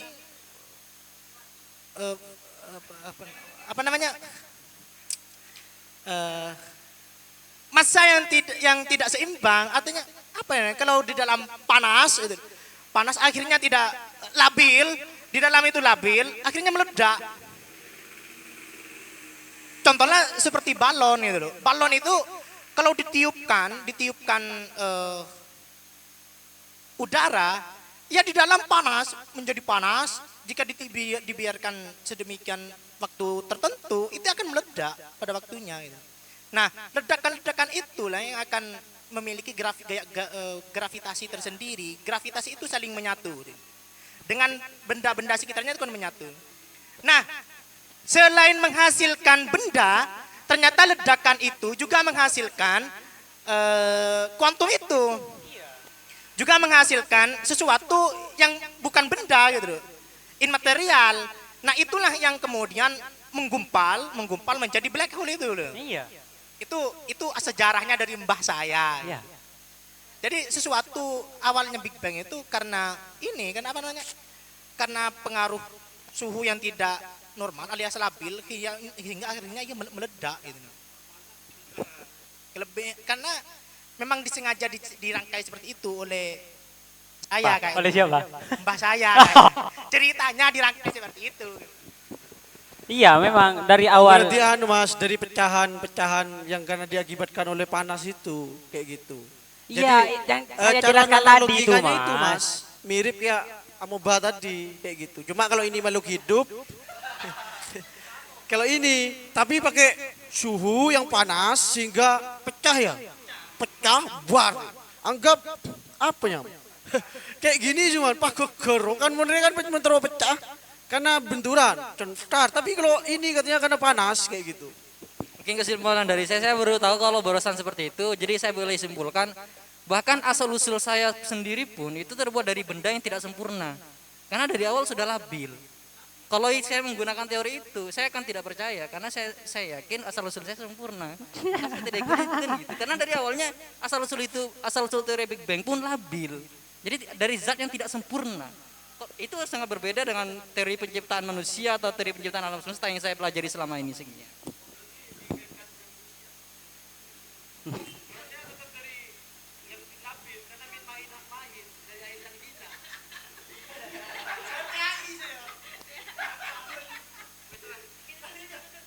Ditutup ya. Jadi kalau saya kira ampas Ibu. Jadi memang benar yang ambahnya, tapi dalam teorinya itu diawali dari fluktuasi kuantum. Fluktuasi itu kan getaran. Nah, dari getaran menghasilkan gesekan. Ya memang benar gesekan itu. Yang namanya getaran menghasilkan suatu gesekan, yang gesekan menghasilkan suatu panas. Nanti akan mencapai titik kejenuhan dan akan meledak karena inflasi yang sangat tinggi sehingga menjadi menjadi dua zat, bukan zat. Jadi dua bagian. Kalau enggak menjadi Bima Sakti atau planet-planet lainnya ya menjadi black hole, kan seperti itu memang teorinya dari Nah, jadi kesimpulannya itu yang bagus dari Hawking adalah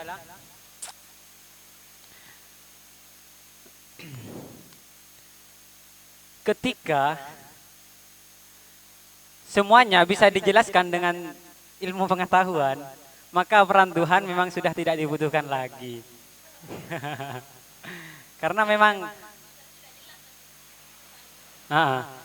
Hawking menyatakan tentang banyaknya alam yang tidak jadi seperti alam yang sekarang. Apabila dilihat dari cara pandang filsafat Islam, memang benar terdapat banyak alam semesta. Bukan cuma alam ini, ada alam akhirat, ada alam kubur, itu kan terdapat banyak alam-alam.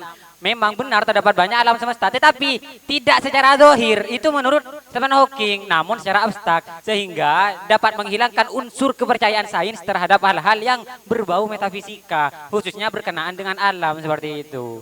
Jika menggunakan pendekatan Islam. Nah, saya juga menelusuri tentang teorinya Hawking, ternyata ada di sini. Mungkin bisa dibaca, melacak jejak Tuhan dalam sains. Jadi memang ada terpengaruh yang katanya energi itu adalah hukum energi mengatakan bahwa energi itu kekal. Tidak berawal dan tidak berakhir. Dia tidak dapat musnah namun dapat berubah bentuk. Nah, dalam teori pendekatan Islam ternyata ditemukan bahwa ada awal memang dari energi. Dan nanti juga akan berakhir. Seperti itu. Dan kritik dari penjelasan Stephen Hawking ke belakangnya itu dari penerus Stephen Hawking bahwa